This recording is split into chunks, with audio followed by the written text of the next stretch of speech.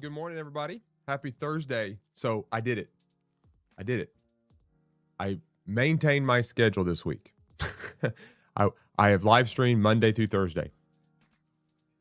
The fact that I am live right now is confirmation that I made it Monday through Thursday. I'm just teasing. It's probably been months since I've actually done Monday through Thursday. I've missed every single time. My schedule has been wrecked. But this week I have just really been working really hard at trying to keep on schedule and not going overtime and all that kind of stuff. I think Monday actually went overtime on the live stream, but I had planned for a buffer, so I think we're still good. So I hope everybody's doing well. I know it's early. Some of you guys maybe sleep in, and you guys still tune in to listen to me ramble and give my opinions about news going on in real estate. So for that, I appreciate it. I'm very grateful and thankful for that. Thank you guys for always joining me and being with me as I do these live streams and just go through the news. I appreciate that.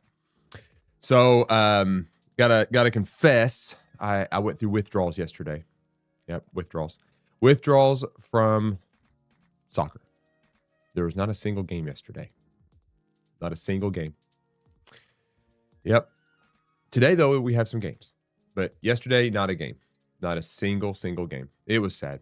I've been watching something to do with soccer every single day, but nothing yesterday. That's my depressing story for you. And I will say, if that's as bad as it gets, that's not too bad, right? That's not too bad. Anybody else miss soccer yesterday? All right. With that being said, so today there was like to be honest, I had a hard time finding a few articles. There wasn't really anything like kind of stood out to me. I didn't want to go over things that I had already covered. And so I had to go a little bit deeper. There wasn't any kind of crazy news. But then I ended up finding, an article that I kind of want to go over and then talk about and stuff. But I'm gonna burn through these. There's quite a few of them today that we're going to go through. To give you an idea, two things. I'm going to talk about what I do here. So if this is your first time here, welcome. My name is Adam. I basically invite you into my office, grab a cup of coffee, and we read the news together. We read the real estate news together. I just go through it, give you my observations, my opinions. Love it in the chat when you guys do likewise, chit chat with me, that kind of stuff. I think it's extremely helpful if you guys do that with me. I appreciate that. So what I do is I just read through the real estate news. I dissect it. We go through it. We determine what we like, what we don't like, maybe what we agree with, what we disagree with, and we just have a good time talking about it. And I do this Monday through Thursday, 8:30 a.m. Eastern time. It works in my schedule. So today, that's what we're going to be doing. And so today we're going to be discussing a few items. The very first one I want to talk about, though, is more lighthearted, just kind of something we can just kind of discuss as far as just something to keep in our minds about recommendations and what we do as agents. And it is the 11 pre-list repairs agents should quit recommending. It's an article by Inman, by Kara Amir. It says, spending money on repairs and improvements won't necessarily result in a higher return. So we're going to talk about those 11 things. We're going to go through those and just remind ourselves what those things are. Then I'm going to briefly go through an article that says home prices will increase less than expected in 2026, new forecast shows. We're going to do a quick, simple economical update in regards to real estate. I am then going to read through, and this might not be for everybody to pay attention to, but it would be very relevant for real estate agents that will or have worked with investors. Okay, so this is a factor that we need to be paying attention to. But the title is, and it's by the NAR.realtor. It says how landlord-tenant laws are reshaping real estate markets. So it's talking about what's happening there in regards to laws and how it ultimately affects investors in certain states and what they're proposing, how that's in kind of like the ramifications of these changes and what that's going to look like. So we're going to go through that article. I'm gonna go through just a quick, probably skim through update on the Refkin, which is the CEO of Compass versus Zillow and MRED and all that kind of stuff, because they had all kinds of testimonies happen this week. So let's just kind of get a quick update on that. And then I'm going to just end it with something fun. We're going to talk about just some unique homes. I do this every once in a while, so today's no different. We're going to talk about unique homes. Realtor.com has a category. It says unique homes on it. And it's just kind of cool to peruse that and kind of look at some of these cool homes. So we're going to end there. But before we get started, let's talk about real estate mortgage rates. just to end this week. I started off Monday. Let's end it this today with sharing what that looks like. So Mortgage News Daily is what I use. But if you go down here, you'll see, guys, this is where we're at. Unfortunately, 30-year fixed rate is 6.68. It went up again. Just 2 days ago, it was like 6.65 or something like that. It's went up again. It's now up 0.05. If you're paying attention to the global news at all, you'll understand the Iran war and all that kind of stuff. Peace treaties, it's still kind of in shambles, and who knows what's going to happen there. Caused crude oil prices to go up. Now, I did a whole video on how this all works, and it doesn't always affect interest rates, but this time it kind of did. So we do see a little bit of an uptick. So 30-year fixed rate is sitting at 6.68. 30-year FHA, 6.25. 30-year VA, 6.27. So respectively. So there you go. There's where we currently sit in regards to interest rates. So hopefully that's helpful just for your day. If people ask you, what's the interest rate currently? Yeah, unfortunately, 6.68. All right. With that being said, let's go ahead and get started on the show. Welcome to the Real Estate Brief. I'm Adam, and today we're going to be cutting through the noise. We're going to get to the truth in the news, look at the data, and I'm going to give you some of my observations where I believe you can find opportunities. So if you're ready to gain your real estate edge, let's dive into our first story. And our first story is going to be kind of lighthearted. It's nothing too deep, nothing too complicated, but something we need to be reminded of and kind of dissect. And it's titled this: the 11 pre-list repairs agents should quit recommending. Very trendy. One of the things about like pre-list repairs, like when we go in to do a listing presentation, we're talking about, doing the interview, and they ask us that, question, what do you see that we could do to the house to make it better? A lot of times as agents, we fall into the rut of always giving the same recommendations. We just do it because it's what we've always done. Trends change, and people's perceptions of what value is change. So this is one of those articles where it's like, well, maybe we agree with all of it, maybe we don't, but we need to have the conversation to keep it in the forefront of our minds that don't fall into the rut and just always recommend the same things. Be constantly learning and adapting your quick speak when you're sitting down with the listing presentation and how you can recommend repairs to make their home better and easier to sell. So with all that being said, let's go ahead and jump into this article. This article is written by Inman.com. It is written by Kara Amir. And it says the 11 pre-list repairs agents should quit recommending. Spending money on repairs and improvements won't necessarily result in a higher return. We've seen this many times throughout the years. I've talked about this, is not every repair returns dollar for dollar or increases your value. It doesn't necessarily do that. So it's not a guarantee. All right. The debate over what to fix or not when putting a home on the market is a hot topic, ripe with different opinions. The answers depend on who you ask. Ask 10 different agents, and you are likely to get 10 different viewpoints. Yeah. In today's market where affordability is challenged by higher interest rates and buyers' budgets have shrunk, many don't have an extra outlay of cash to put into a home. They really don't. I mean, everyone's kind of tight. It's just tight right now. On the seller side, many are feeling squeezed as well, incurring sticker shock by the cost involved with prep for sale. It can be easy to get carried away, and before you know it, a seller has essentially remodeled their home. All right, let's just jump in straight into the topics here. Now, I am going to preface this list by taking insurability into consideration, as some things may need to be replaced or addressed just for a buyer to be able to obtain insurance. And if a buyer is getting a loan and cannot get insurance on the property, they won't be moving forward. So this is one of those things, like she's kind of giving a little bit of a caveat here to say, like, I'm gonna make these recommendations, but ultimately if somebody cannot acquire a loan to buy the property, then they probably should make those repairs regardless if it increases value or not. A lot of times those type of repairs is like, it doesn't add value. Like I've been asked this question, is like, should I replace and repair my deck? And then they want to recoup the money to do so. Well, it's not about repairing the deck to increase value. If you already have a deck and it's messing up, and there's loose boards, people can fall through and get hurt, you're not going to increase your value by fixing the deck. Same thing goes with like a new roof or new shingles.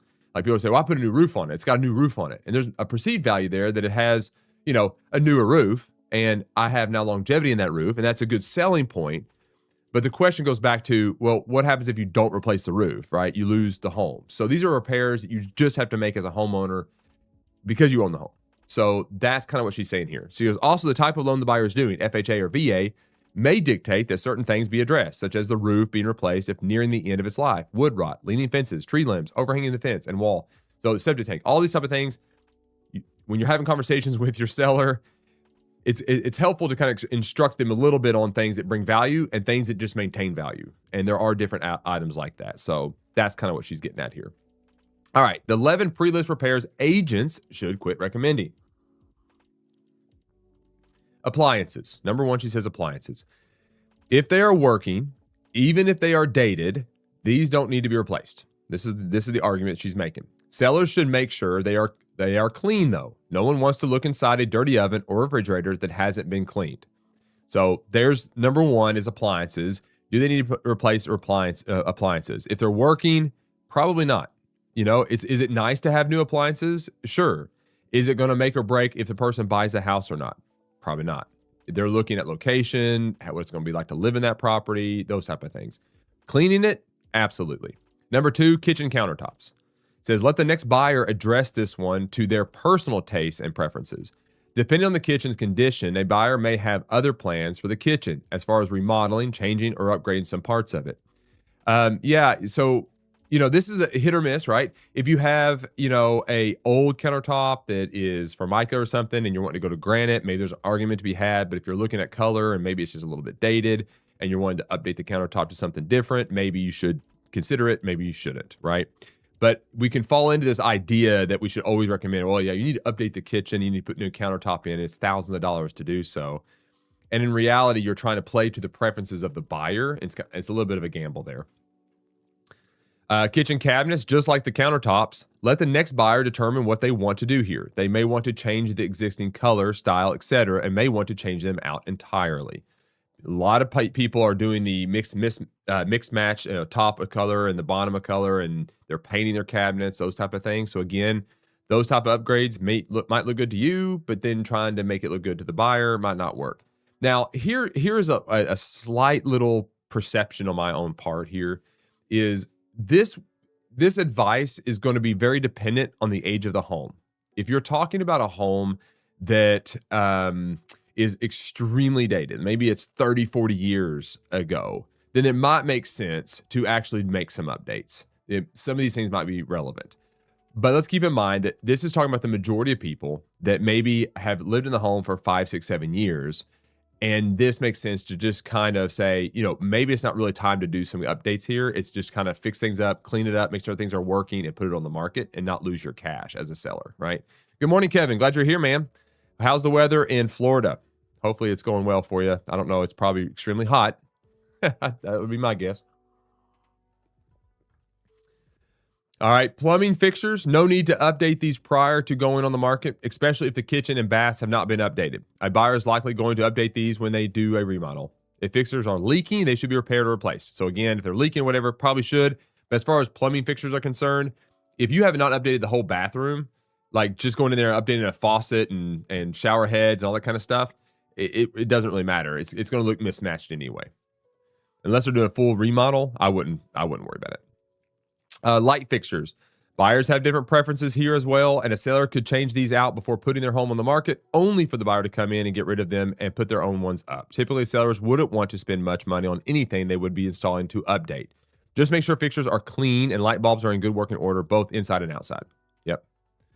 Cracks on driveway, garage, and walkways. Settlement cracks happen over time, and it doesn't make sense to tackle these unless there is major structural issue or trip hazard, particularly on walkways, often from tree roots. They may need to get at the cause of it to address properly. Yeah, this is not a big one, but like in our area, I live in Kentucky, it's cracks and things like in concrete. Man, it just happens. Like that's just the norm. Now, if you got major unsettlement going on and it's a tripping hazard, like they were saying, and it's dangerous and there's problems there, probably should address that. These are general maintenance things though. Like if you're going in there saying, hey, fix this, you're going to add value, that I would say no. I don't think you're doing that. I think you're just fixing a problem that should have been fixed anyway. Flooring. Leave flooring choices to the next buyer. Buyers' tastes and preferences vary. If there's a mix of flooring, carpet, tile, and wood, for example, a buyer may want to choose one seamless flooring throughout. Lifestyles vary. as do household traffic regarding pets, kids, etc. Unless carpet is extremely worn, stained, and holding smells from pets or smoke, it should be professionally cleaned and left in place. Recarpeting an entire home with cheap carpet is likely to get taken up by the buyer as soon as they move in. So yeah, again, maybe these are recommendations. You're going into a home and you're making recommendations, even the home's maybe slightly outdated, but everything's in good condition. Like if you go in, it's just a dated wood flooring. Like maybe it's got a weird color that you just don't like. It's not really current. Going in and telling the seller to update those things really probably not going to matter because they're going to spend all this money. And then the question is that going to deter a buyer from buying it? Only if there's some damage to it. Like if there's some major damage to the wood flooring, you need to fix it. But going in and saying, hey, you need to replace all flooring and just because it's outdated, probably not the best use of money because right now things are super expensive. So sometimes it's just better to put it on the market. Let's get it sold. Garage. No need to do a garage makeover before putting a home on the market. It should be clean and free of dead bugs, cobwebs, and well organized. The new buyer will set this area up for their preferences and how they live. For some buyers, it may be a home gym. Others may want a workshop, and other buyers may want to ensure there's a lot of storage in addition to cars. A lot of different scenarios there. Garage doors. Speaking of the garage, this is another one that doesn't have to be replaced before going on the market unless it is damaged beyond repair. It should be in good working condition and include all controls. Now, I'm going to push back just a slightly on the garage door aspect of this. I push back on a lot of things that had to do with the curb appeal. A lot of people, they would live in their homes and they don't mind doing, paint and fixing up things inside internally. What they don't like doing, a majority of people don't care about doing, is the outside work. Some people might plant some plants here, but as far as landscaping and, going in and replacing windows, replacing garage doors, those type of things, they would rather be able to pull up to the house and be like, whoa, this looks really good. And it gets them in the door. And then they start talking about the things they can do on their own internally. And that's been my experience. You guys let me know in the comments if you had a different experience. But what I have seen is like a well-designed garage door that has a little bit of like maybe lights in it or some of the accessories that can go on doors can really elevate that curb appeal. So now I'm not saying she's wrong here. I mean, I'm sure there are many cases where just putting in a new door because maybe it looks a little aged would not make sense. And I would agree, if it's damaged, whatever, fix it. But I think there's a little bit more value in replacing a garage door as well as painting the front door, those type of things. Those are curb appeal to get people in the door. And again, a lot of this kind of stuff is going to be dependent upon your local market. Number 10, outdoor living spaces and pools. As long as these spaces are clean and presentable, leave them alone. If a pool deck has cracks or the bottom needs resurfacing, that can be a large undertaking. Price to account for any deferred maintenance or repairs needed for these areas. Yeah. Don't get into the big expensive things if it's just like a recreational type stuff. I would rather just price the home accordingly and move on from there because who knows what kind of costs you're going to be incurring. And then remodeling. This is not the time to redo the kitchen and baths. It can be hard to know what another buyer will want, and typically any kind of seller remodeling and updates are going to be on the expensive side. Buyers don't want to pay top dollar for a seller's renovations. Yep, this is true, because they just don't want to pay that fee. So if you're going to make all these remodeling and all this kind of stuff done, and you're going to jack the price up really, really high, you're now pricing yourself a little bit out of the market in regards to everybody else around you just because you kind of made it look nice. I would rather, if you have some wiggle room, price it right. Let's move the property and let the buyer come in and make it their own later, right? That would be, I would rest there too. I think that is, in most cases, not in every case, but in most cases, it's not a bad strategy.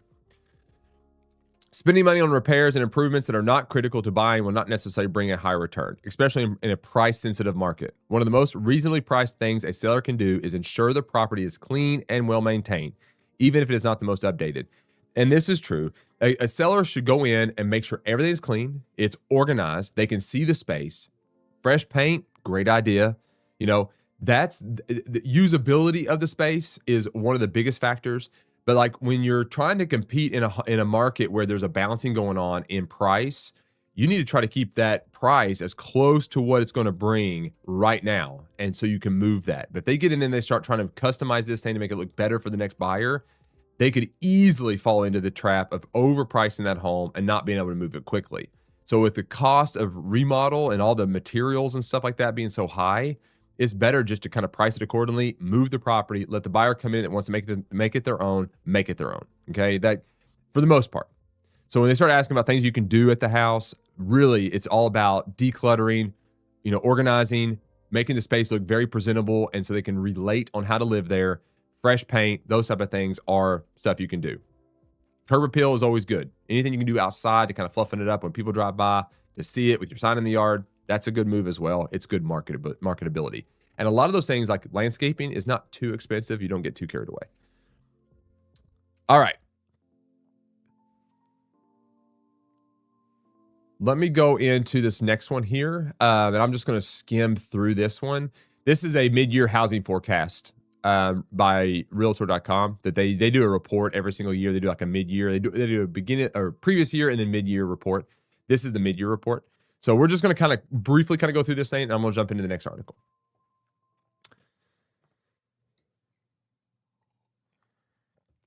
Home prices will increase less than expected in 2026, new forecast shows.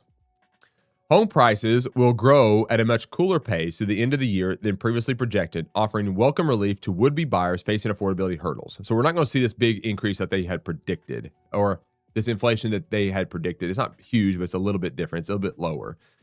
And so it says that's according to the Realtor.com Economic Research Team's 2026 Housing Forecast Mid-Year Update released on Wednesday.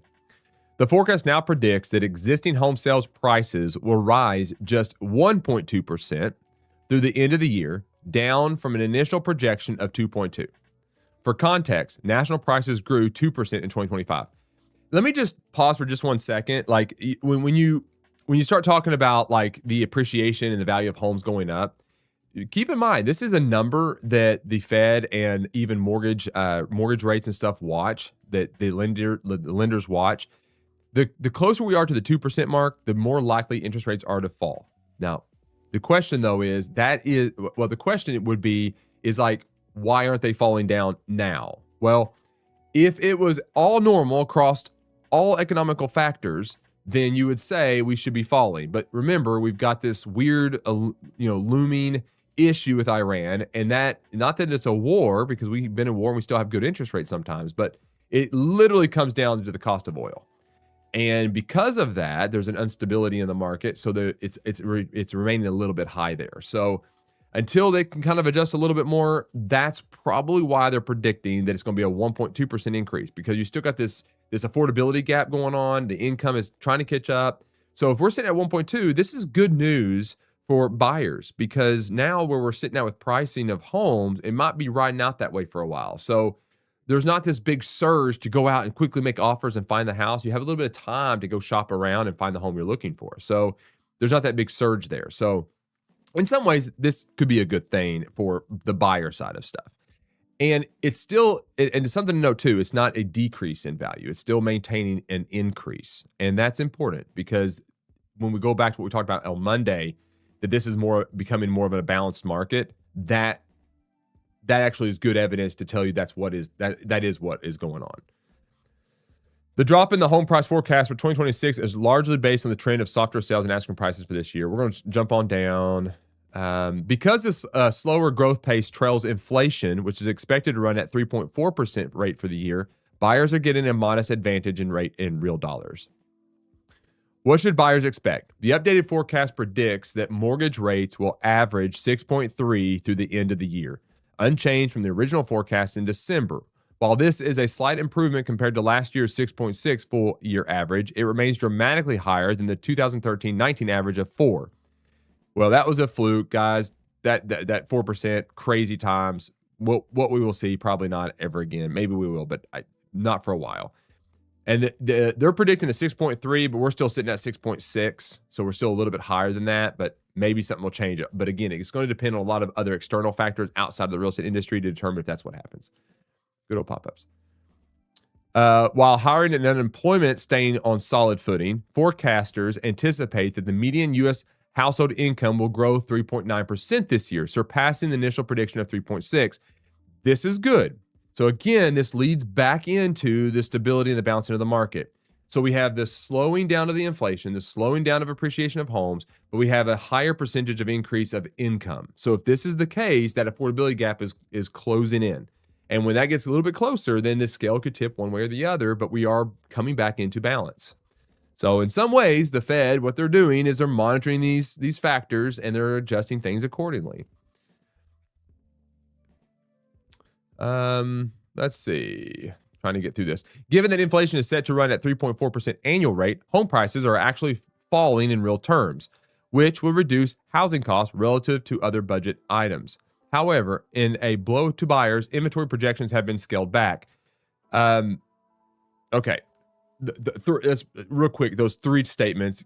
Inflation is running at 3.4% annual rate. Home prices are actually falling in real terms.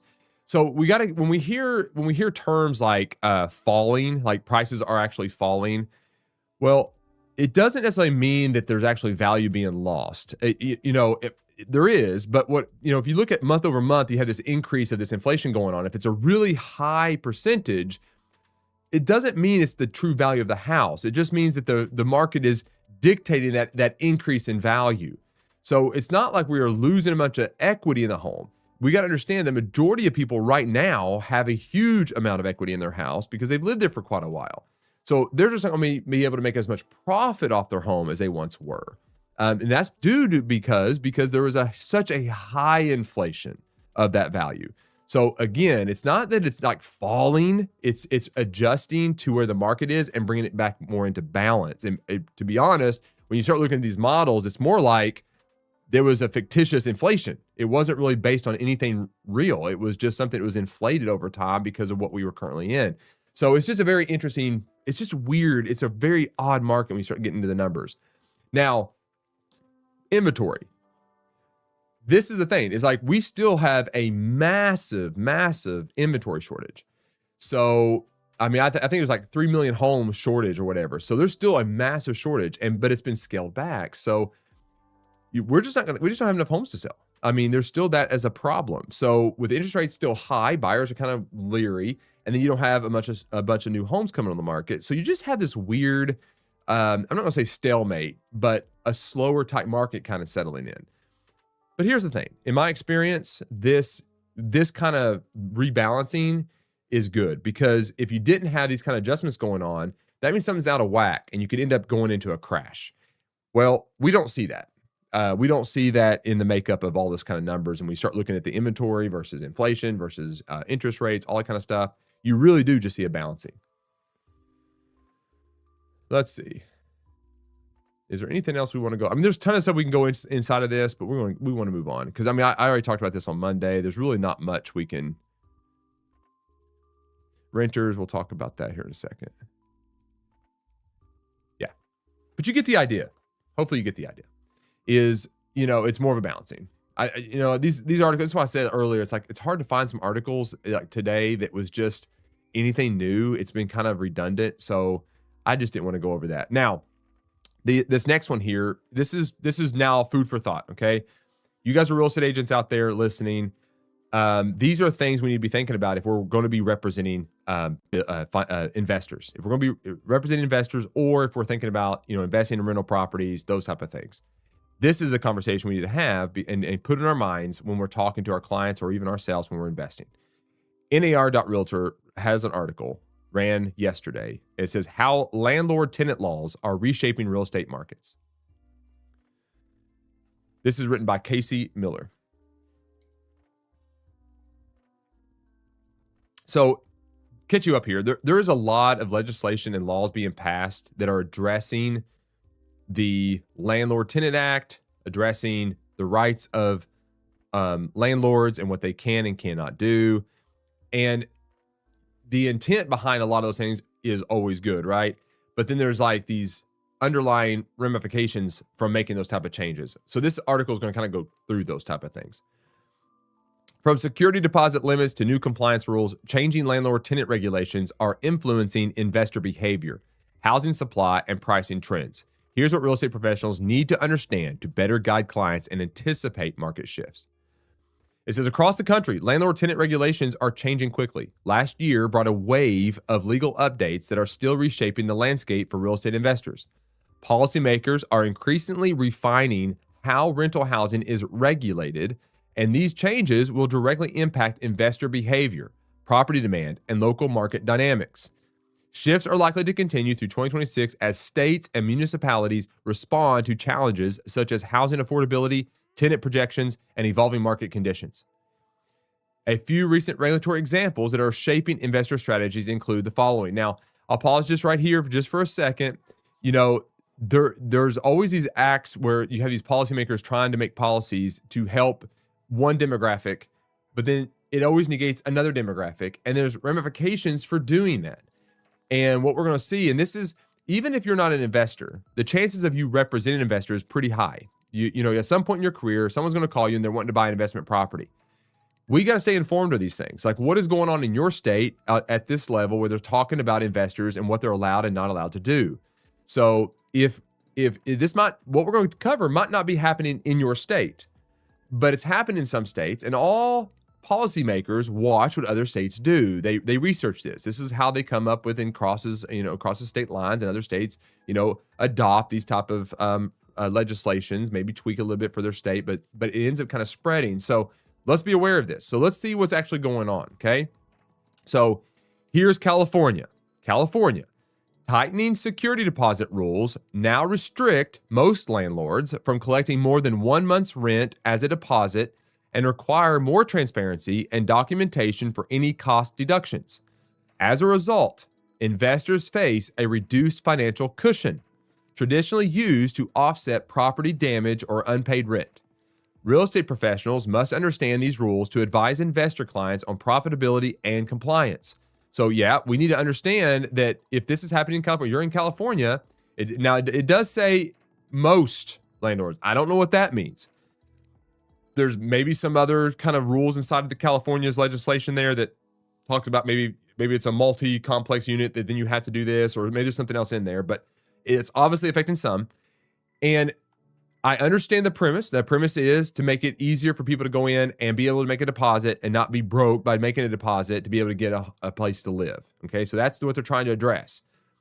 But then by making this a blanketed thing, you end up eliminating other options. And like a lot of and especially like commercial arena, a lot of times they want a much larger deposit if it's like a triple net lease or something like that they need to do. So they like to collect more money up front to protect their interest if something does go wrong. So there's ramifications for this. It's like if you're a landlord and now you can only charge, no more than first month's rent, the landlord technically could increase the rent to justify the deposit, right? So you could have that driving up prices. So you could have a burden on the landlord to go, well, I need to have a bigger deposit because the turnover rate is so high and people don't want to pay me, that I have to retain some group of some kind of money that maybe I need to do some fixing and repairing when they do move out because they trash my unit. But then 1 month's rent is not enough to cover those costs, and it's not enough skin in the game, all right? So this is the argument. Well, they could just simply say, yeah, I think I'll just increase my rent. Therefore, I can increase my deposit. So that could happen. But the other factor is some might not even buy in your area because of those factors. They might just decide not to do investing in California, so they go elsewhere. So there's ramifications. Not saying that I understand the premise. I understand the premise. This is not a political debate. It could be, but to be honest, I don't care about politics. I care about just the data and thinking through it on all angles. Okay, it's like you need to approach it from both perspectives. Is this good or is this not? Right? What is the cost of making this kind of policy? What happens? All right, next one, Louisiana. Stricter regulations around emotional support animals have been enacted to prevent fraud and ensure proper documentation. These regulations create new responsibilities for landlords. Agents working with investor clients need to understand them to help clients remain compliant with both state and federal housing laws. So now a lot of times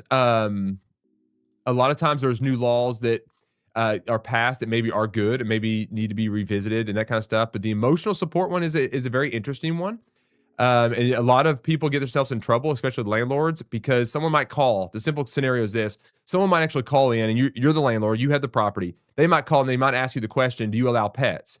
If you quickly just say no, well, you're actually in violation, okay? Like, because the answer is not no. The answer would be, we allow emotional support animals, right? And that's it, right? You have to allow that. So different states have different laws on that, but open that back up. But Louisiana apparently has some kind of something's changed in regards to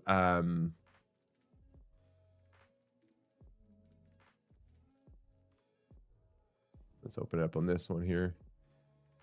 Something has changed in regards to support animals. So it might be a little bit more of the weeds. If you're in Louisiana, you might know You might know a little bit more about that. But stricter regulations. It does seem like, I would say, if I was to make an assumption on this, it does seem like there's probably a lot of people that are misusing the rules as far as what is considered emotional support animals, and it's become a problem. And maybe this is a fight for the landlord, that basically to help prevent fraud, that needs to be proper documentation to protect them. So it does seem like they're making some strides to make it a little bit more official. So if that's the case, if you're in Louisiana, let me know. But it seems like they're trying to make that a little bit more, ironclad, that you can't just say, oh, it's my emotional support animal, and it's just an actual pet. It doesn't do that at all. Washington, updated certified mail requirements for landlords now specify how tenant notices must be delivered, documented, and retained. Failure to comply can create legal challenges for investors and property owners, and industry professionals should stay up to date on these requirements to advise investor clients on property management practices. It says impact on the broader housing market. Landlord-tenant regulations are typically designed to address specific issues like tenant protections or housing affordability, but their ripple effects on the broader housing market often extend far beyond individual lease agreements. Regulatory changes can influence investor strategies, shift housing demand, affect property valuations, and reshape neighborhood dynamics. For real estate professionals, understanding these broader impacts is critical to anticipating market shifts and advising clients effectively, especially in markets with strong rental activity. Real estate agents who understand the evolving landscape are not only better positioned to guide investor clients, but also to offer informed advice to all buyers and sellers. So, in a nutshell, guys, and we can go into more and more weeds in this, but what we need to understand is when there is legislation being proposed, we need to be very much aware of what those things are. The beautiful thing is the National Association of Realtors does have a great platform for keeping track of certain types of bills. And if you go to let's see. Oops. So RPAC. I think it's going to be right here. I gotta find it. But in RPAC here, they have a list, advocacy issues. Yeah. So if you go to realtorparty.realtor/RPAC, RPAC, they have a list of all legislation that they are tracking and what's going on. I encourage you to go to this site, find your state, learn about what is happening and being proposed in your state, and stay informed. I think it's extremely helpful to stay informed in this and be active in it. And understand that RPAC is a lobbying group, but they don't just lobby for real estate agents. They actually lobby for the consumer and the housing industry as a whole. And they do really good work. I mean, I don't agree with everything they do. It's a lobbyist group, but for the most part, they keep it neutral. They fight for home ownership. That's their goal. So whenever they basically are experts in real estate, and so when policymakers that maybe are not propose bills, they track them and they speak vocally against or for them. So great program, very, very important. If I was to go back, a couple of days ago, I was on a rant about National Association of Realtors. This is one of the areas that I strongly agree with, because you got all these policymakers making policies that don't know anything about real estate.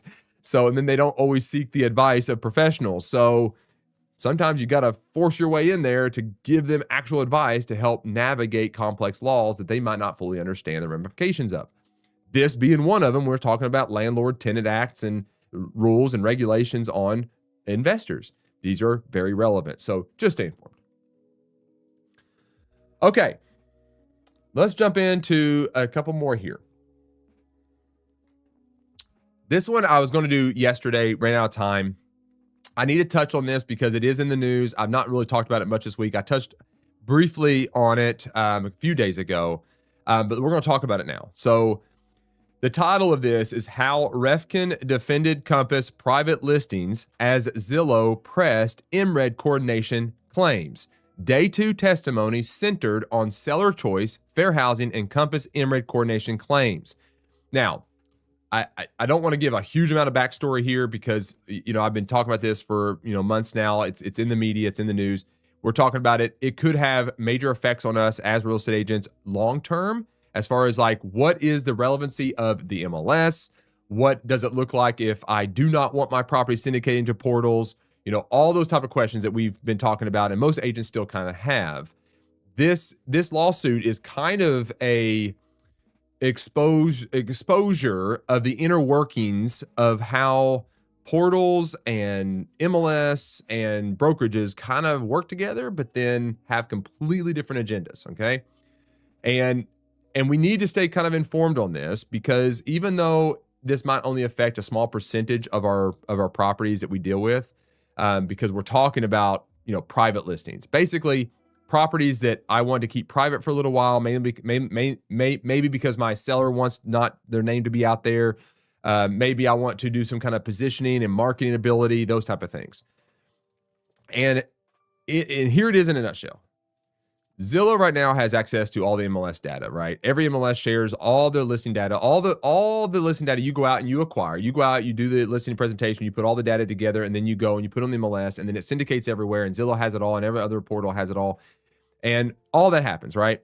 So Compass comes along, and they have this 3-phase marketing plan that they argue is the best way to kind of help position the seller to get maximum dollar. They make the claim that we owe fiduciary responsibility to the seller, not an MLS, not a portal. We owe it to the seller, and our job is to maximize the amount of income. So their argument is a 3-phase marketing plan is the best strategy that they want to employ. Compass wants to employ this. They're not saying that it's required. They're also not saying other brokerages should do it, but Compass themselves is wanting to do this. This is their marketing plan. It's their clients, it's their properties, it's their listings, and they're getting massive pushback from some MLSs, but mainly from real estate portals. Now, what ended up happening, to give you a little bit more backstory, is how we ended up in this, federal, claims and testimonies, all that kind of stuff happening in court, is that Compass was in conversations with MRED, which MRED is a large MLS database in what they call the Chicagoland. Basically, every property in Chicago goes onto MRED and then syndicates out from there. Compass and MRED were talking through things. They were making some deals, all this kind of stuff. And MRED cut the feed to Zillow. Zillow did not like that, right? Remember, it's their lifeblood. So Zillow has their argument that the best way to sell properties is all listings go out everywhere immediately and everybody benefits. That's the best way to do it. That's fair. That's what the consumer deserves. That's their position. So you got this little bit of clashing of titans going on. And even if you agree with Zillow or disagree with Zillow, agree with Compass, disagree with Compass, the reality though is like when you start reading through this and you're paying attention, this blowing up of stuff is exposing a lot of things that does need reform. If you go back to why does Zillow think they should get all the listing data? They're just a private company. Why do they think they can dictate what needs to happen? And then you make the other argument, is Compass's position correct? Is this a good strategy to market homes? Should they be making this fight at all? And then you put MRED in the middle, which is an MLS. Should they be colluding with Compass in cutting off, or the allegation is Zillow is making is that MRED and Compass is colluded, and then together they decided to cut Zillow off. MRED has a whole different position on that. Compass has a completely different position on that, but that's what we're arguing. Okay, so anyway, hopefully you've been following. You go back and watch other videos. That gives you a little bit of context about what's actually going on here. And this is day 2 of that testimony. So after all that's been said, but let me say this. I'm going to go through this article, but I want you to stay with me, okay? Because I'm going to go through this article relatively fast, and then I'm going to give a whole nother perspective that I think that this might be more about. And it might come out to be more that Zillow themselves know that they need to be fighting, because in the bigger scheme of real estate syndication, how search is working, puts Zillow more at risk than anybody else, all right? MRED, Compass, all of them are not as much at risk as much as Zillow is. And you'll understand what I say if you stay with me. But there's a big shift going on in the real estate search arena, and we need to be paying attention to this. And it's going to require us to go across the pond, okay, into another country and see what's happening there. Okay, this is the key. All right, let's talk about this first, because this is what's happening in America right now, and then we'll jump into the other conversation. Day 2 testimony centered on seller choice, fair housing, and Compass MRED coordination claims. The second day of Zillow's preliminary injunction hearing put Compass International Holdings CEO Robert Refkin at the center of the dispute. as he defended the brokerage's three-phase marketing strategy and accused Zillow of using transparency and fair housing concerns to protect its own business. In other words, Compass is basically saying, Robert Reffkin is basically saying, like, Zillow is hiding behind this idea that they are the saints. Oh, we care about fair housing. We concerned about, whatever. And we care about the consumer and transparency. But in the end, he's arguing that they really only care about their business model. That's why they're fighting this at all. It's about profitability, and they are on notice, and they know that they're going to lose out on this deal if they don't do something. So that's why they're doing this. Okay, that's Compass's, Robert Reffkin's position. But Zillow used cross-examination, emails, and testimony from MRED CEO Rebecca Jensen to press its coordination theory, arguing that Compass worked with MRED and sought to push other MLSs to challenge Zillow's listing access standards. Okay? Zillow's claiming that Compass, MRED, and some other ones are colluding to force MLSs and maybe buying them out kind of argument to cut off Zillow's feed. Reffkin, who testified first on July 2nd before U.S. District Judge John J. Tharp Jr., denied that Compass directed MRED to cut off Zillow's listing feed.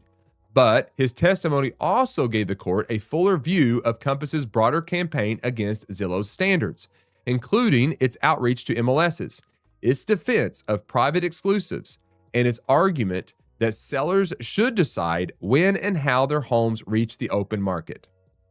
Good morning, Domino. Did I say your name? I apologize if I'm not. Is it Domino?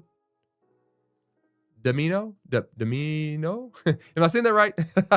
Let me know if you can type it into the chat so I can say it right. Because you're here all the time. I want to get that right. So thank you for being here. Reffkin said three-phase marketing is meant to reach the open market. Reffkin opened his testimony by defending Compass's three-phase marketing strategy as a seller choice tool modeled on phase marketing used by home builders, developers, and consumer brands.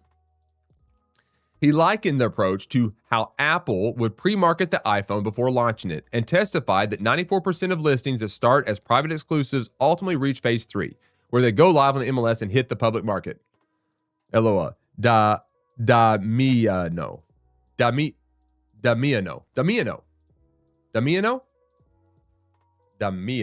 All right. Damiano. I might forget it. If I do, I apologize. But I wanted to get it right because you're always here. So thanks for doing that for me. Damiano. All right.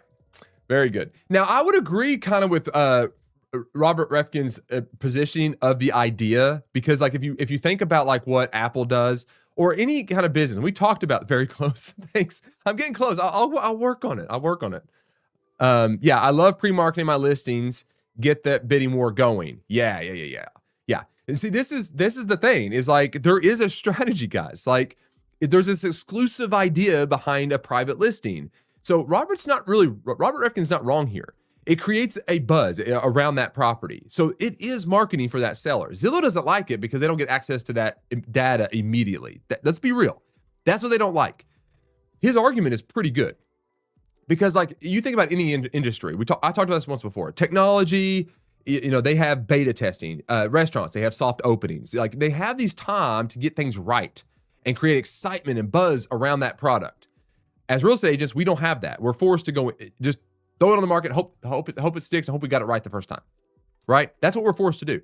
So Robert is saying, like, as a Compass, we should have the right to do that. And he obviously is having conversation with MRED in regards to his attack and his positioning. Now, MRED sounds like they're more in agreement with Robert Reffkin, and that's why they chose to do this themselves to cut off Zillow. So, but anyway, I regress. Let's get it back into this. There will be some people that will claim you're just trying to double in deals and sell them in phase 1. Now, this is Robert Reffkin talking, so he's explaining, he's answering the question. There will be some people that will claim you're just trying to double in deals and sell them in phase 1. But we try to remind them it's not called the one-phase marketing strategy. It's called the three-phase marketing strategy. It's intended to go through all phases. So this is a good argument, okay? So he's not saying, like, the goal is not a one phase. It's not like we're going to do this and keep it private and sell the property. He's like, it's a three-phase. We want to go through all three phases. And here's the simple logic behind this, right? A good agent is not only going to maximize and do what's best for the seller of that transaction, but a good agent also understands how to build a business. So if an agent can do both things at the same time, it's a win. So let's say that agent goes in, does the listing presentation. They say, I got a 3-phase marketing plan and I want to get through all 3 phases because a couple of reasons. I'm going to maximize your property. We're going to create a big buzz around this property. And then we're going to blast it out correctly with the right data, the right price, the right information, the right description, everything when we go live. We'll have beta tested this thing out. We'll have it figured out. So that's number one, right? Big win. Seller could possibly get really good offers out the gate. More than likely not. More than likely it's going to go through all 3 phases and end up with a massive amount of marketability of that home. Maximum reach when it does hit the market because it's now finally available for everybody, right? So there's an excitement built around it. So that's a win. The second part where the agent really wins is they have now a way and they have a choice in how they want to draft and create their own marketing plan, not being forced to do it a certain way that the MLS or places like Zillow demand for them to do it. They have creative control to market that property effectively. And that helps them build their business.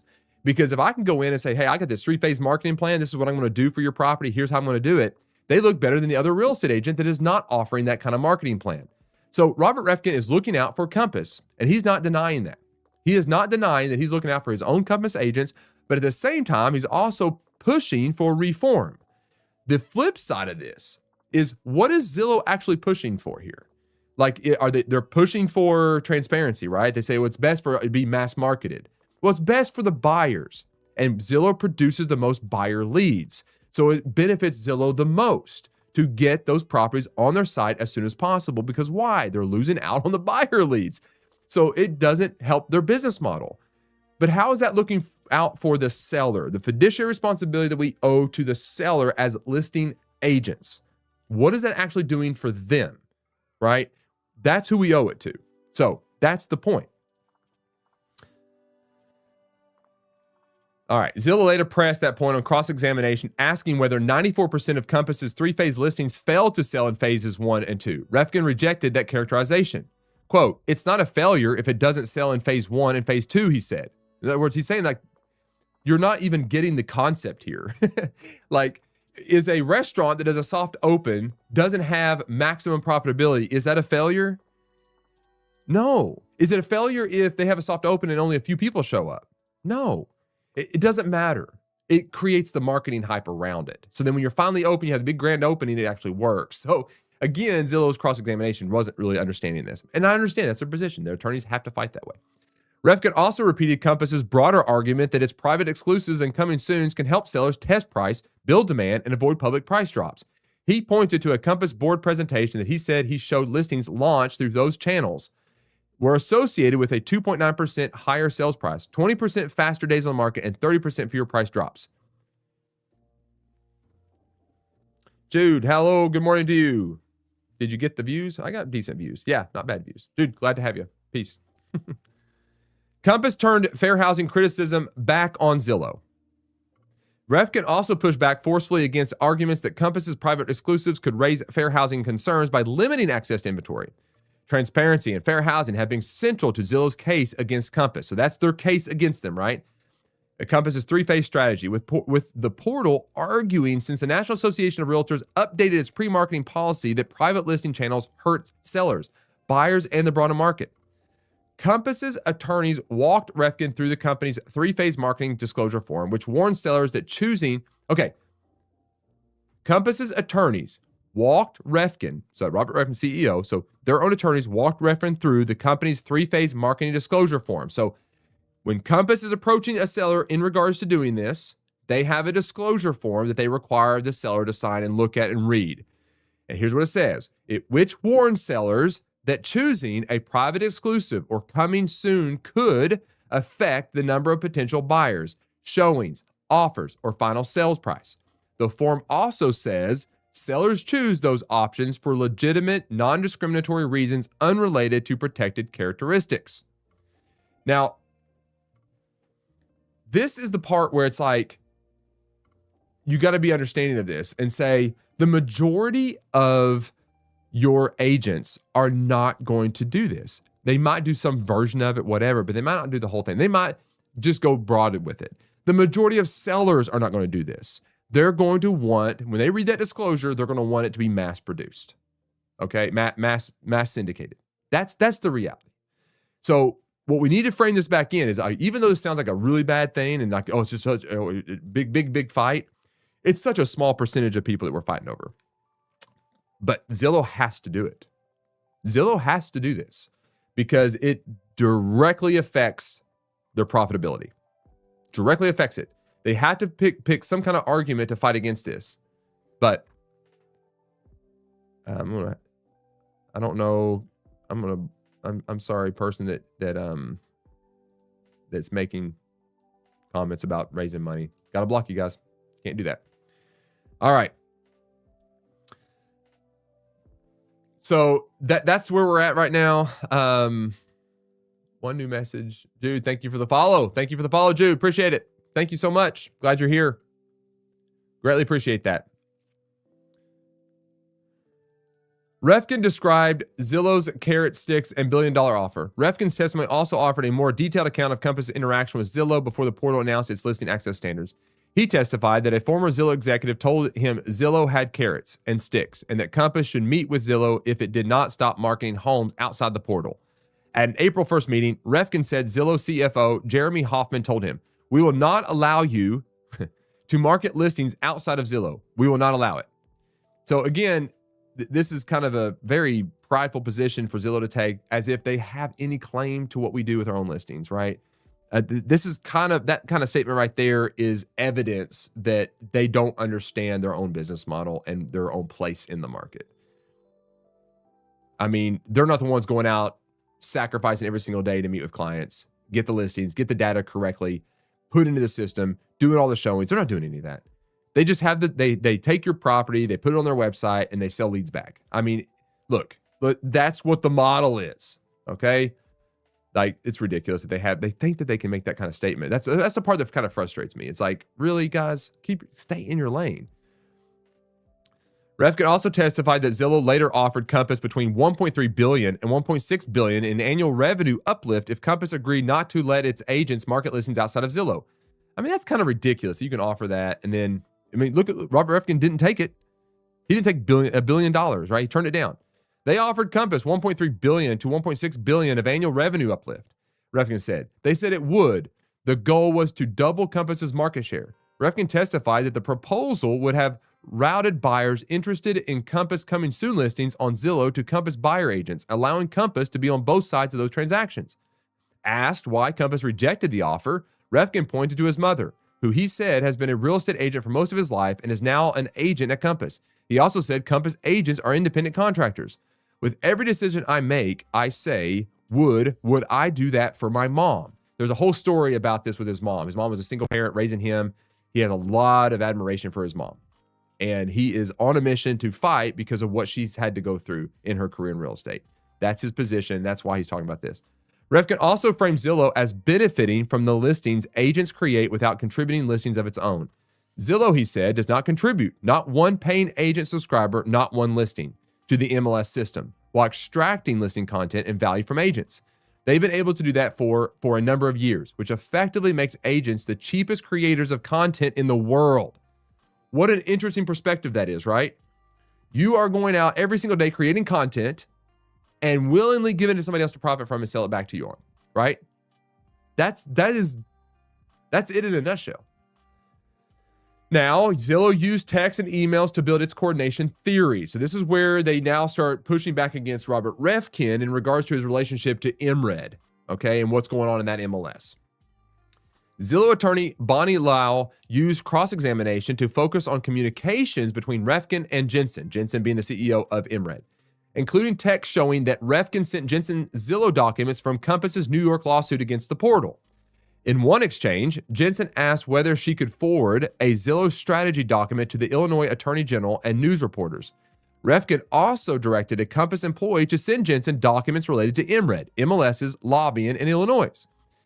Zillow also pointed to an April 24th text in which Refkin connected Jensen with Compass president Neda Navab, writing that Navab would help a few dozen Compass agents that have been banned sign up with MRED that day.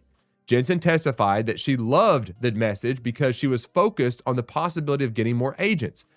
which, I mean, I understand Zillow's like trying to make it like where they had some kind of collusion here, but I guess I'm not really understanding this. Like in a real world scenario, like if I am strategically trying to figure out what's best for my company and I'm having another negotiation with another entity about benefits for my agents, like, and I'm saying like, hey, you know, if I can do this, some of my agents in my company were banned from Zillow because they did this. Would you guys work with me and have this kind of exchange? You know, it's like, is Zillow not wanting to own up that they did ban agents? Because like, what kind of conversation do you think would happen if you ban agents from your site because they did something you didn't like, and then they go out and they find another avenue to syndicate their listings through? Is this colluding? I mean, it seems like Zillow on one hand is using their power to dictate what happens, and then Compass and MRED are looking at trying to figure out a way to help their own agents. So I guess I'm not really understanding the strategy, like the issue here. Lau also pressed Refkin on MRED's April 24th press release, which said Compass International Holdings would provide MRED with a data feed of all of its active MLS listings and subsidize some costs for the first 100,000 Compass agents to join MRED.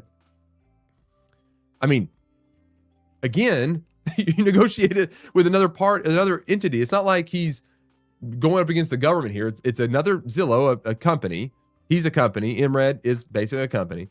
And basically he said, hey, if we can get this kind of going, like, you know, and sure, you could say like, man, MRED's like, wow, 100,000 agents maybe, you know, like that's good money if we just cut the feed.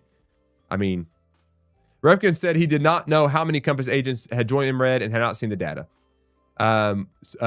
Quote, when we suspended Zillow's feed, this is Jensen talking with MRED's CEO. When we suspended Zillow's feed, we acted completely on our own, Jensen testified, adding that the decision came only after a year of conversation with Zillow, in which MRED repeatedly said Zillow's ban did not comply with its license agreement. Jensen also said using previously banned Compass listings to justify a suspension wasn't the plan. So here's the thing. It's like Zillow does this ban. MRED doesn't like the ban because they have a policy internally as an MLS that allow private listings, private exclusive listings. Zillow makes a ban that says if you do that, you can never put your property on our website ever. So that already happened. MRED fell into the laps of Compass because they had an agreement. They both agreed with this policy being bad. So because Zillow made the ban, MRED is now looking for opportunity. Because Zillow made the ban, Compass is now looking for opportunity. So this is how business works, guys. I mean, what negotiations? I mean, we do this all the time. I mean, this is what we do all the time. Anyway, it goes on and on and on. Experts split over whether the fight harms competition or just Zillow. The day ended with dueling expert testimony over whether the feed cutoff and alleged coordination harmed competition or primarily harmed Zillow. Deborah Aaron, an expert witness for MRED and Compass, testified that Compass and MRED are not horizontal competitors and that Zillow's claimed justifications for its standards were pretextual. She also testified that denying an injunction would not harm competition and that any harm to Zillow could be calculated as money damages. Zillow later recalled economist Lawrence Wu, who pushed back on the idea that direct broker feeds could replace the MRED feed. Zillow pointed to a May 9th email. Yeah. So anyway, that's kind of the end of this. Now, like I said, you stayed to the end. If you're still here, thank you. Thank you for still being here. Because this is the battle going on in the States. Now, let's take one journey here. And we're going to take a step back from this and say, first and foremost, we as agents get the listings. We're the ones doing all the work to get those listings. We're the one verifying all the data to have those listings, right? We're doing all that work. Brokerage themselves are licensed individuals that retain listing agreements that own the rights to those properties as far as being able to sell it. Same could be argued about syndication. If we have this property that's listed under our agreement, we should have a say to where we market this. So if we step back and we see a much broader picture that could be unfolding, we understand why places like Portal and even the National Association of Realtors and MLSs and things like that, things could be changing. Things could be changing drastically for them. And the way we can see where this is actually going is if we take a step back and we go across the pond over to someplace like France. Okay? So after I was reading through this article this morning, I got to thinking about AI, ChatGPT, Claude, what Google is trying to do, and all these little nuances that are reforming what's happening. So then I began searching, and lo and behold, right, an Inman article popped up. And I missed this somehow, but it is relevant for this conversation. It is so relevant for this conversation. Inman on June 26, 2026. That's how I missed it. I was overseas, which is ironic. I was actually in Europe. Europe just connected real estate listings directly to ChatGPT and Claude. What does AI access to listings mean for you and your clients? This is the much broader picture, guys. This is why Zillow's got to fight everything tooth and nail. It's why every MLS should be paying attention. It's why it's why the National Association of Realtors need to be paying attention and understanding the value that they provide us, because AI is drastically going to change their models, and they know it. They know it. And we can look at this article and let's read through this, and you'll see exactly why they know it. Whenever I travel, I love looking at homes, but on a recent trip to Paris, that was practically impossible. That's because in Europe, listings live across a patchwork of brokerage sites and localized systems with far less centralized access than the MLS and portal ecosystems we're familiar with in the US. Now, up until this point, I'll pause for just a second. Up until this point in time, I would have argued that our system is the best in the world. And a lot of people would say the same thing, because our system allowed us to have a centralized location, whereas every single agent could go online on the MLS and pull properties and know what's on the market. Other countries do not have that kind of centralized location, okay? So I would have made the argument, man, we've got this thing figured out. But here's the other counter argument I'll make. Sometimes in our complexity of search and MLS and technology and this centralized thing keeps us from being able to see how simple the future could actually be, because we're so rooted in the way we've always done things that we might miss a much easier way to do it in the future. Okay, yeah. So your mom lives in France. There is one dominant player. Okay, interesting. I'd like to know more about that. Yeah. I'd like elaborate on kind of who the dominant player is. I don't know if you want to say the names or not, but whatever you want to share in the comments about that, you got me intrigued. All right, but you see what I'm saying here, okay? So let's go on here. Because of that experience, I started wondering how buyers in international markets ever find anything at all. My subsequent search led me to a major European real estate network that's reframing how property discovery works by making its entire property catalog natively readable by AI systems like ChatGPT, Google AI, and Claude. No indexed or scraped, structured for machine reasoning, okay? This is where, like, if I go out and I find a property, I get it all listed, I put it all together, and then I syndicate it everywhere, right? I controlled it. Now we have this big pushback in America. Well, now AI is at play. Do I have the ability to use AI as a brokerage to then syndicate it and put a shit out there to where people in their natural communication with Google or any kind of search site can pull that information in and do their own searching by native language? Like maybe they just ask, like, hey, I'm looking for a house in Texas and blah, blah, blah. I need this and that and then whatever. And then it's all synced with that data and they begin to pull it all up. Why need a portal at all? You said, I can't remember, but I understand it feels like a monopoly. Yeah. And so this would be like the risk. And I would say this has been the case. This is why I would have said, up until this point, our system in America is excellent for helping us avoid that, because it neutralizes it to where the person with the most money can't just win, because we all have the same access to centralization. What I see happening now with AI in the Europe space, that maybe the monopoly you're talking about is even at risk a little bit, because your independence now with the use of AI, as this begins to roll out and becomes more norm, people can be directly syndicate into the database, or maybe just their website, and it crawls their website, the AI does, that it now starts beginning to show up in the actual native search, right? And we already know this because we were talking about that even here, where Google is partnering with House Canary, and they're starting to show properties through House Canary into Google search results, and it's starting to be embedded into AI. We're already beginning to see this, but it's much more complex. So maybe they got something here that's actually a little more figured out. All right. The tech deployment built with agentic AI platform Clio and rolled out across Orpai's 1,250 real estate agencies in France. Maybe this is the one you're talking about. I don't know. Points to an emerging shift. Real estate search is moving away from portals and keyword filters toward conversational AI systems that interpret user intent directly. If that model spreads, the front door to a real estate listing may no longer be your website, an IDX feed, or a major portal. It may be a direct conversation with the AI platform the buyers prefer. This is not that far of a reach to say this is going to become a reality. Across the board. AI is getting better and better at doing this. It's crawling more and more stuff. It has access to information. Our listing is nothing but information. So I see this as easily where we're going to go. From portals to AI discovery, Orpai's real estate catalog can now be accessed and interpreted by LLMs such as ChatGPT, Google AI, Claude, and others. Instead of simply publishing listings on websites and portals, the system structures them so AI agents can reason across both structured fields and narrative property descriptions. Before being extended to external assistants like ChatGPT and Claude, Clio's AI was first deployed on Orpai's own listing portal and agency websites.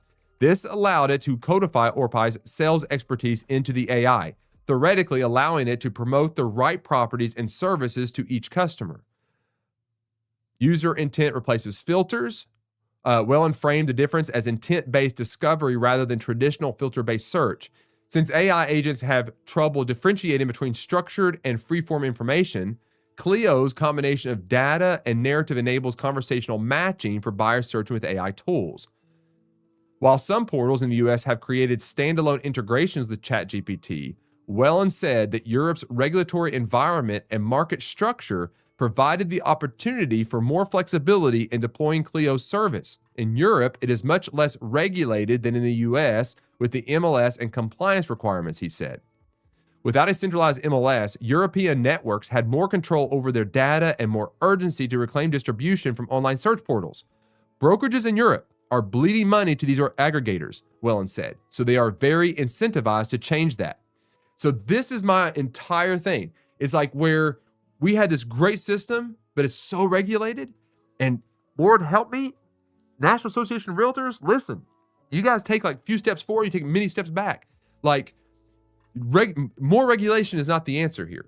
Like, if you pay attention to what's going on here, like AI is changing everything. If you don't reform the way you've always done it, at some point, this is where we're going to end up, and people are just going to bail and say, we're done with it. So more regulation stuff is not the answer here. So I think in the future, that decentralized kind of thing will require all those different partnerships, and all those different AIs will run traffic to different portals. That could be it's a good argument. Yeah, it's a good argument. That could happen. We're definitely making some assumptions here, right? I mean, we're making assumptions. So yeah, you're not wrong. That could absolutely happen. But on the surface, though, I can easily see this becoming the norm. And matter of fact, I'm not saying we need to get rid of all regulation. Let me reframe what I was saying. I think we still need some, but at the same time, there's a lot in place that doesn't keep the control out and doesn't have the mind of where the realtor's at. Like, the realtor should be the one that the membership is really concerned about, and making sure that, we have the tools to be able to do our jobs effectively in this new landscape, especially with AI. Okay, there's a little bit that needs to take place. So anyway, I'm not going to labor this anymore. We're running out of time. I'm already over anyway. But you get the idea here. So as we sit here and we fight this whole portal war, and Zillow's doing their fight and all this kind of stuff, you have other things developing across other countries that, because they've not been so regulated, they have some more freedom to adopt these type of things. And these agencies over there, they don't have to fight the regulations of maintaining control of their own listings. They have the ability to then navigate this new norm. So what they will have been, in my opinion, have been in the past, they have been operating in a way that's been very disconnected, not probably as well as they could be, like we have been doing here in America as far as real estate's concerned in regards to MLS and even the portals back in the day. We've had major advancements in this, But I think AI is massively disrupting the way things work, the way search is used, the way we use our phones, the way we interact with things on a daily basis. I think it's going to majorly disrupt companies like Zillow. It's just going to massively disrupt that. It doesn't take much to change that model and flip it. And I think Zillow just knows it. I think Zillow knows it. Oh, yes. Someone's asking about my headphones. So these are really nice. Audio Technica is the brand, Audio Technica. The really cool thing about these headphones is they don't cancel out all the noise. You can't see it, but this is completely open into my ear. Like there's no heat, it's very cool. But I can hear everything around me. It doesn't sound like I have headphones, but I can hear everything else as far as the stream goes. So Audio Technica, it says Air. This is the model, Air ATH-AD700X.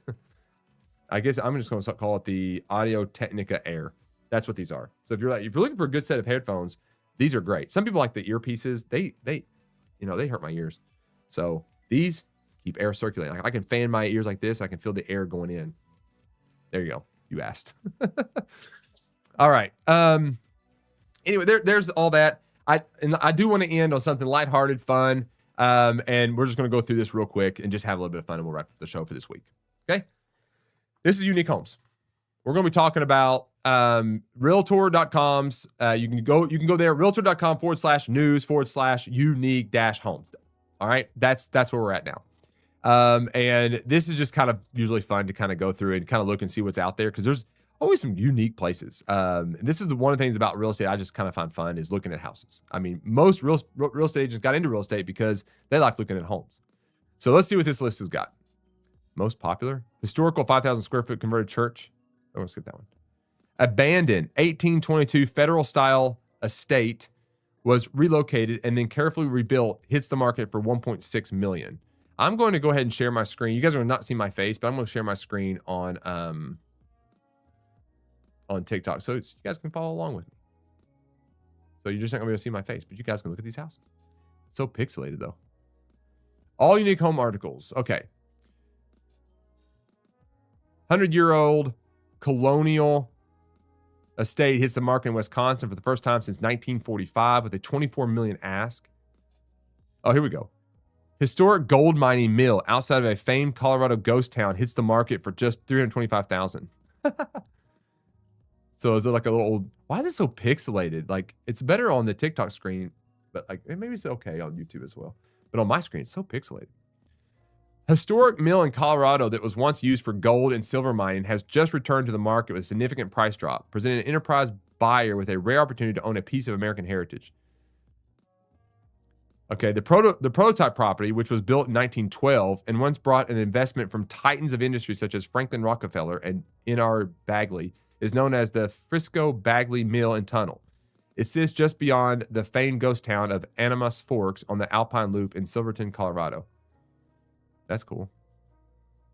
These are pictures. There we go. Oh man, it's like that thing is ran down. Goodness. I mean, I guess if you own that, you wouldn't really want to tear it down because it's kind of cool, but it's also, I mean, it's not gonna last much longer. There's a nice little cabin for you to live in. Look at that thing.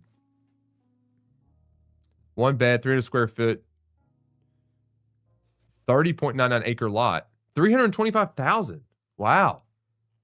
It's not too bad. I mean, that'd be a great hunting lodge. That's pretty cool. All right, let's see what else we got here. Let's find something really kind of crazy. Whoa, that's weird. Will New Orleans quirky castle ever find a king? One-of-a-kind property takes a $100,000 price cut after 3 years on the market. Well, I mean, look at that thing. It's kind of weird. Like, look at this little pass-through tunnel, and like, that is the quirkiest thing. Whoa. I mean, it's creepy, guys. Look at all these drawers in that thing. Like, what in the world is this? Like, how much do you think it would cost to build something like this? I mean, it's all stucco, but oh, It's even got a throne. Man, what would you do with this? I mean, it would be a really cool Airbnb. What do you guys think?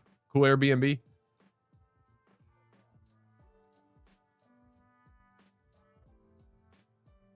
And they have like stone. Is that part of the design where the stone's kind of exposed? I'm assuming so. I mean, yeah, it's painted on there. It's just painted on there. Someone had a really great idea, but oh man, whew, it's a little rough. Let's see if we got anything cooler.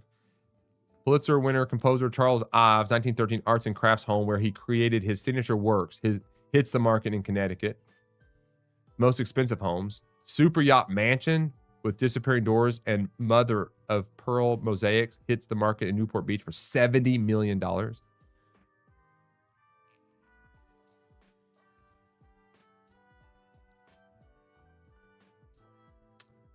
A Queensland home. Oh, here we go. Former Harley Davidson CEO lists Santa Fe compound for $16.5 million. This will be the last one we look at and we'll sign off. Whoa, look at that thing. 178-acre estate in Santa Fe, New Mexico that served as a filming location for TV shows like HBO's Succession and AMC's Dark Winds is listing for $16.5 million. Known as Rancho Alguer, and the ranch is about 20 miles south of downtown Santa Fe and consists of many adobe buildings, said listing agent Neil Lyon. Built in 1999. 14,000 square foot, 6-bedroom place. That's wild. Let's see. Is that the, yeah, Harley Davidson CEO there. Photos. Here we go. Oh, that's cool. He's got like old stagecoaches. Wow. Look at it's got brick. Is that brick? Man, there's a lot going on though. That's busy. Wait, kind of looks like the Hobbit hole. Is that how it look like? It looks like looks like from Bag Ends, you know? No, seriously, it looks just like that. It looks just like a Hobbit hole. I mean, is the roof? I mean, is the ceiling that? Is it short or is it just the photos? Let me ask you guys. Would you guys live there? Would you guys live in this house? I think it'd be cool to come stay there. I don't think I would like living there though. What? The old West style jail cell. That's a bedroom. Okay, look, this would be really cool to like be an Airbnb. Like that is crazy. I mean, I'd love to put my kids there. Guys, let me take you to your room. Let me show you where we're going to be spending vacation. Jail. Oh, that's hilarious. Yeah, you would stay there? Yeah. Wow. Okay, so it's like maybe in the basement or maybe in the offshoot. I don't think it's a kitchen. It's got a bar area. Got a pool. That was wild. That was pretty cool. All right. Anyway, that was cool. Fun. Domino says, quick, hit us with some experienced realtor knowledge before you. Okay. Well, yeah. So I tell you, the biggest experience I would tell you and anybody out there, it's not complex, but time management. You know, I would say this every time. One of the things that I would always make time for, and I would time block it and be religious in it, is every single day you block off 2 to 3 hours for lead gen. Period. I mean, you treat that time block as an appointment. You treat it as if you had somebody that you were meeting with that was the most important person in the room that you would never cancel, that you would show up for every single day. You treat that time block as if that's what you're meeting. That if you want to make money, you be intentional with lead generating. And then I would get some kind of system in place. You know, this is a whole other topic. I might talk about this, but there is a creative way to use that I've used many times and trained many agents on, is using Google Calendar to set up my ideal week. This comes out of a book, not a book, but a journal that I did once before. I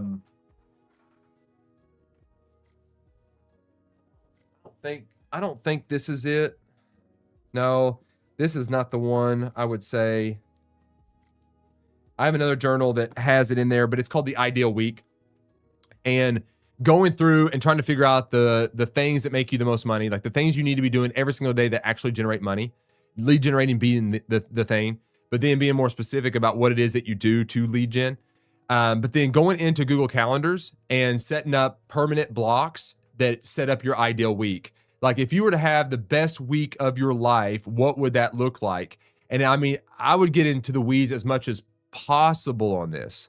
Like let me, I'm already over, but I'm going to, let me see if I can get a window up that doesn't show, you know, I gotta be a little bit private here. I don't know if I can get it up here or not without showing private stuff, guys. So with being a live stream, I gotta be careful. But let me see if I can show you what I'm talking about, because this is one of the best things I've ever done as far as like trying to stay on point. Yeah, you said quick. This ain't quick, is it? Okay, let me see if there's any information.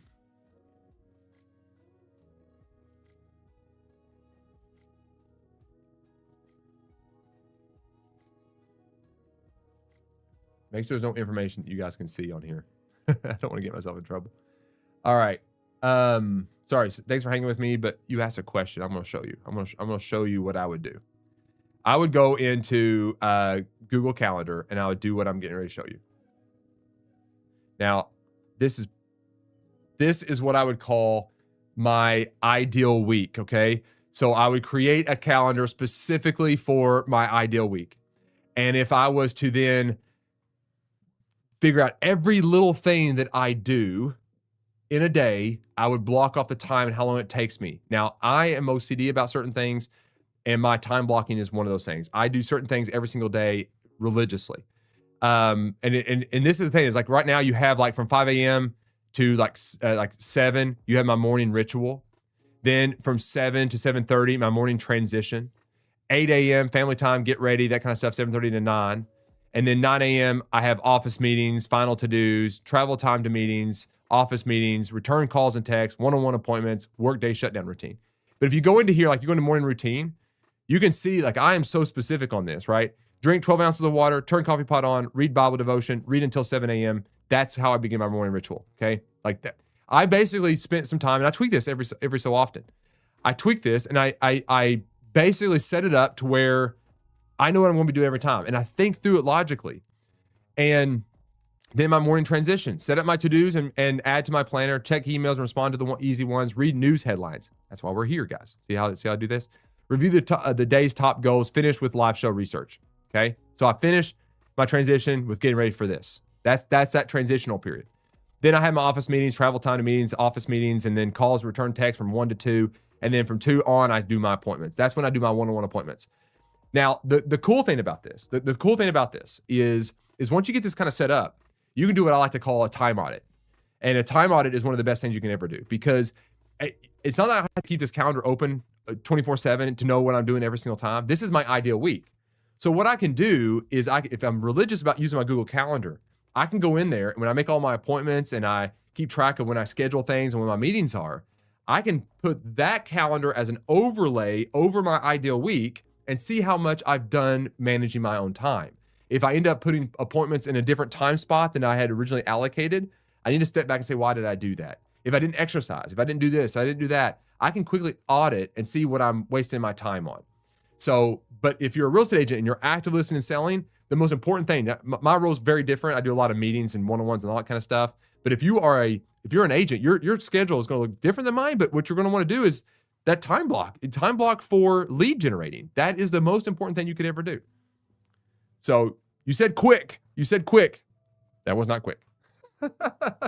But and I, I'll probably do a whole training on this and break it all down a little bit better. But and kind of walk you guys through some steps on how you guys can do that. I think it's extremely helpful. But I've done this for years. I mean, for years. The ideal week is not my own. That came out of I cannot remember the journal that I used for that. I'm drawing a blank. I did this one for a while, and now I've developed my own way of keeping scheduling and journaling and that kind of stuff. I wish I could remember, because it's actually a great journal to start if you're not good at time management or a planner and stuff like that. I'll find it and I'll post it. All right. Great question. Thank you for asking that. Thank you for asking that. All right, guys. That's it for this week, actually. I don't have any more live streams. I'll be back Monday morning, 8:30 a.m. Eastern time. You guys have an amazing day and good weekend. Get out and be with some family. Do something fun. Bobby, I know you're here, buddy. You're always here. Go out and run, exercise, keep striving, man. You're just a beast. You're a beast. Domino, thank you for being here. Jude, everybody else, Kevin, everybody's watching and commenting and people asking about my headphones. It's great. I love this kind of stuff. Bobby, you have a blessed day as well, my friend. You as well. All right, that is your real estate brief for today. If you found this helpful, please consider hitting the like button to tell YouTube you'd like to see more of this type of content, and consider subscribing and follow me on TikTok to join a community of real estate agents that are focused on building a business that is relationship focused first. There's always more, but I did a lot today, so we'll wait for all those things until Monday morning, 8:30 a.m. Eastern time. In the meantime, take care, be blessed, and we'll see you then. Take care.